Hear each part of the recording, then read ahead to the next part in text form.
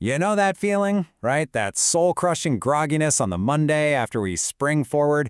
It feels like way more than just one lost hour of sleep, doesn't it? It's like this collective, global jet lag we all suffer through. So, what's the deal? Why does this 1 hour shift mess us up so badly? Okay, let's get into it. This quote just nails it. It perfectly captures the battle we're talking about today.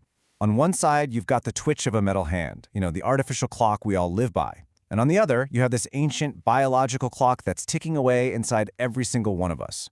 It's a fight between a modern rule we made up and our own fundamental biology. To really understand why daylight saving feels so wrong, we have to look at what it's fighting against. And that's our body's own internal timing system.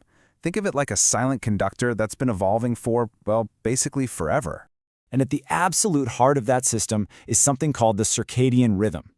Now, this is way more than just feeling sleepy or awake. This rhythm, which literally comes from the Latin for about a day, is like the master program running everything from your body temperature and metabolism to your hormone levels. It's the invisible script your body follows every single day. So, who's running this whole show? Well, it's a tiny, and I mean tiny, cluster of about 20,000 neurons deep in your brain called the suprachiasmatic nucleus, or SCN. Just think of it as the master clock.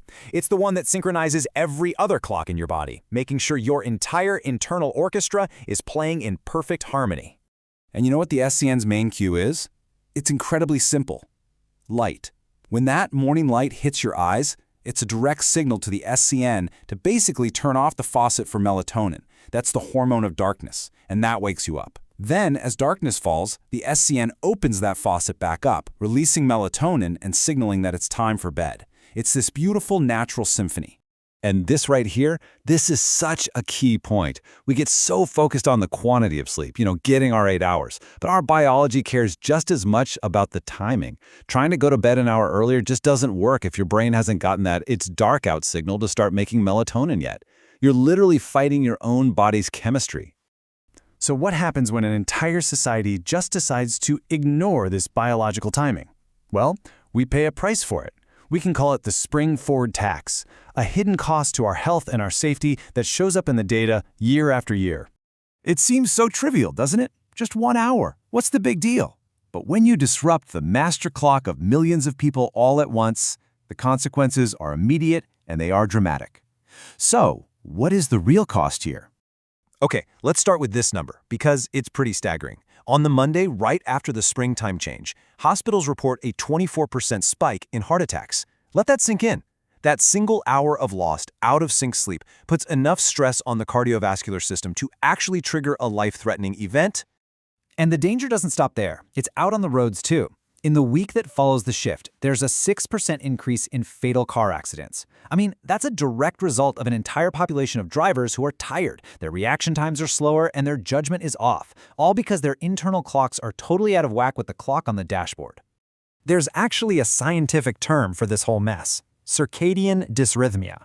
It's the technical name for when your internal clock and the outside world just aren't aligned. And what it means is that daylight saving time basically forces an entire country into a mild annual self-inflicted case of jet lag.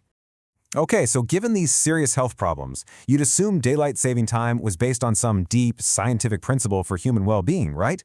You'd think so. Well, the real history is, let's just say it's way more bizarre and frankly unscientific. So get this, the whole idea started back in 1895.